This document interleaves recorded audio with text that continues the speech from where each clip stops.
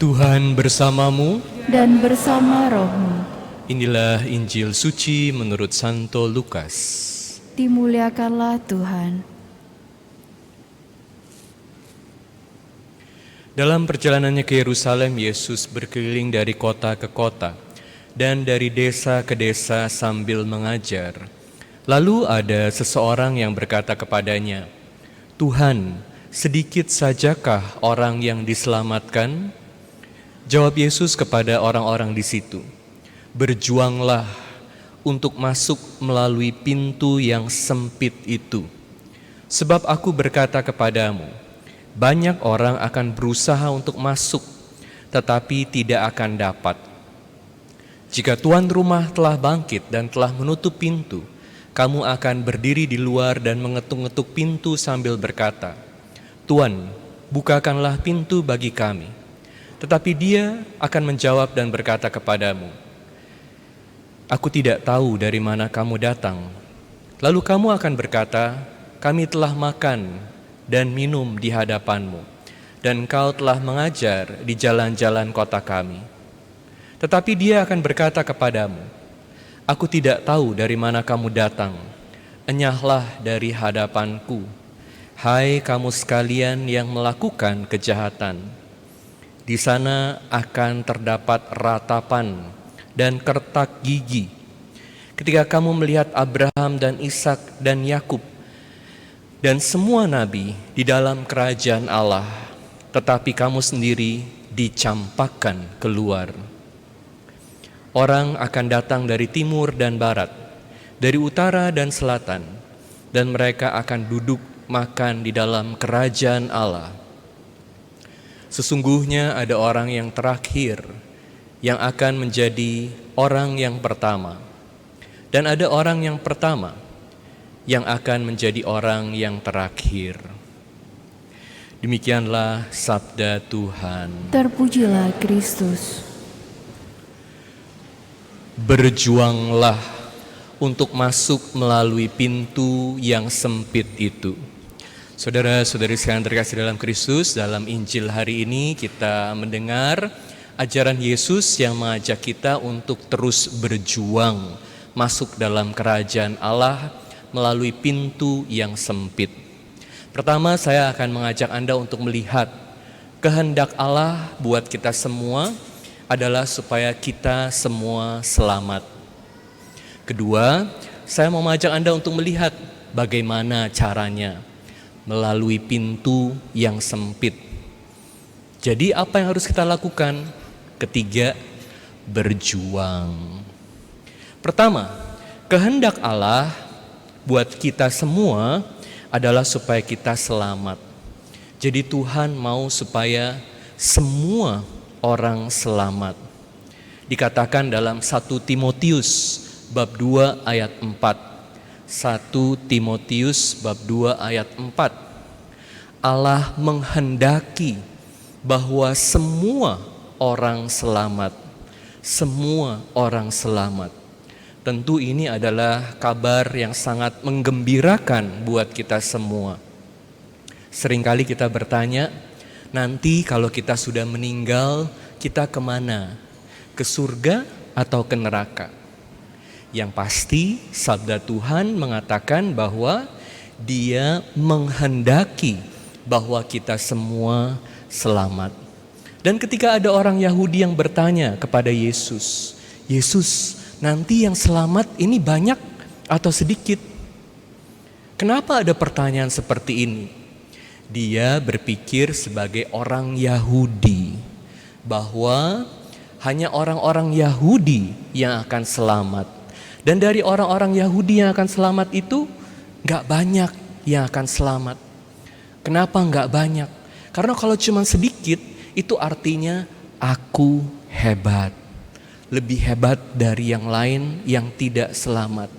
Tapi bagaimana Yesus menjawabnya? Yesus mengatakan di akhir Injil ini bahwa dalam kerajaan Allah orang-orang akan datang dari utara dan selatan, dari timur dan barat. Artinya kerajaan Allah ini bukan hanya untuk orang-orang Yahudi, tetapi untuk orang-orang yang hidup sesuai dengan kehendak Tuhan. Maka surga adalah rencana Tuhan. Surga adalah rencana Tuhan. Kita semua punya tujuan dan sudah ditetapkan, dikehendaki oleh Tuhan untuk masuk surga. Puji Tuhan. Namun demikian, kenapa kok dikatakan dalam bacaan Injil ini juga ada orang-orang yang akan dicampakkan keluar, tidak menjadi bagian dari kerajaan Allah? Orang-orang ini kemana? Sini katakan akan terdapat ratapan dan kertak gigi. Jadi ada juga orang-orang yang akan kehilangan kerajaan Allah, kehilangan surga. Dikatakan, aku berkata kepadamu, banyak orang yang berusaha untuk masuk, tetapi tidak akan dapat. Maka harus masuk melalui pintu yang sempit. Apa artinya pintu yang sempit? Kenapa ada orang-orang yang kehilangan kerajaan Allah? Sementara Tuhan menghendaki bahwa semua orang selamat, semua orang masuk surga, tapi ternyata ada yang kehilangan surga. Kenapa? Ini karena ada banyak orang yang tidak memilih pintu yang sempit. Kita bisa melihat ini dari kontras yang disampaikan dalam Matius bab 7 ayat 13 sampai 14. Apa yang dikatakan dalam Matius bab 7 ini? Ada dua pilihan, pintu yang sempit dan pintu yang besar. Jalan yang sempit dan jalan yang besar. Jalan yang besar dan pintu yang besar membawa pada kehancuran, kemusnahan. Sementara pintu yang sempit dan jalan yang sempit membawa pada keselamatan. Apa artinya?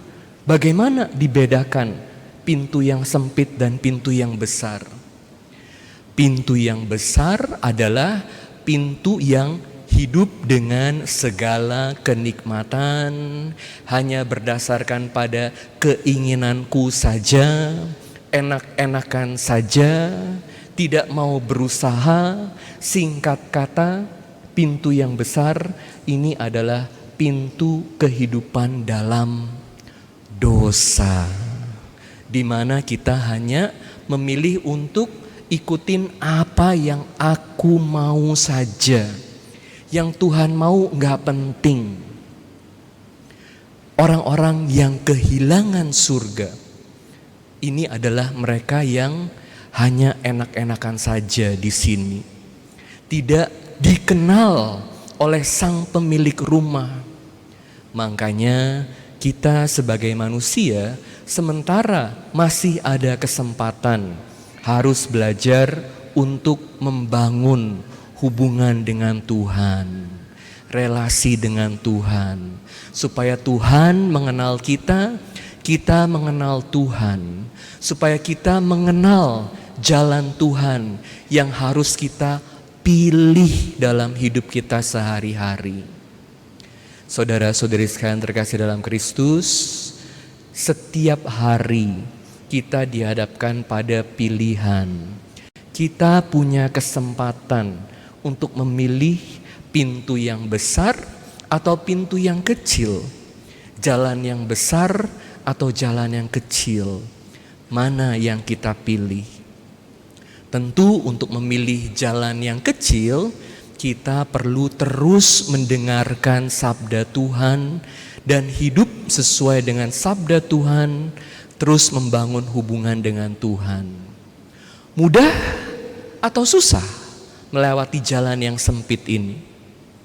Tentu tidak mudah untuk melakukan kehendak Tuhan. Kita tahu dalam hidup seringkali kita hanya mau menang sendiri aja. Kita hanya mau hebat sendiri aja. Kita mau mengalahkan orang lain. Kita mau balas dendam. Kita mau jadi hebat, bahkan dengan berbohong. Ada banyak hal yang kita lakukan hanya untuk kenikmatan diri kita sendiri saja. Tetapi di sini Yesus mengatakan, mengingatkan kepada kita, Yesus katakan apa? Berjuanglah. Sekali lagi Yesus katakan apa? Berjuanglah. Jadi dalam hidup kita sehari-hari, kita harus berjuang untuk memilih jalan yang sempit ini. Satu keputusan untuk memilih dosa membawa kita pada dosa yang lain. Dari dosa yang kecil membawa kita pada dosa yang besar. Sampai satu hari kita tidak kuat lagi untuk memilih yang baik. Hari pertama mencuri, hari kedua mencuri, hari ketiga mencuri. Kita jadi pencuri. Hari pertama berbohong, hari kedua berbohong, hari ketiga berbohong. Kita jadi pembohong. Semakin kita dikuasai oleh dosa, semakin kita diikat oleh dosa, semakin kita kehilangan kemampuan untuk melakukan yang baik. Makanya Anda lihat ada banyak orang yang hidup dalam ketagihan, kelekatan. Semakin lekat dengan dosa, semakin kita tidak bebas. Kalau tiap hari marah-marah, kita jadi pemarah. Identitas kita ditentukan oleh berbagai dosa yang kita lakukan, dan kita menjadi tidak bebas. Kita menjadi sangat rentan dan sangat lemah. Bahkan untuk bisa minta tolong sama Tuhan aja susah, karena dosa menguasai kita. Oleh karena itu, hari demi hari harus berjuang. Supaya apa? Supaya bisa masuk lewat pintu yang sempit. Kita harus belajar, berusaha, berjuang untuk masuk lewat pintu yang sempit. Ada banyak orang yang mau masuk ke dalam kerajaan Allah, tapi tidak bisa masuk, kata Injil ini. Karena apa? Bukannya karena saingan lewat pintu yang sempit ini. Aku harus bersaing sama sesamaku, supaya yang sempit ini aku yang bisa masuk. Dia gak usah masuk, kanan kiriku gak usah masuk. Sikut-sikutan untuk masuk lewat pintu yang sempit. Bukan begitu. Kerajaan Allah dimenangkan bukan karena persaingan satu dengan yang lain. Jadi bagaimana? Kenapa harus lewat pintu yang sempit? Pintu yang sempit bisa dilalui bukan karena kita menang dari orang lain, injak sana, injak sini, sikut sana, sikut sini, tetapi dengan membuat diri kita jadi pas untuk masuk lewat pintu itu.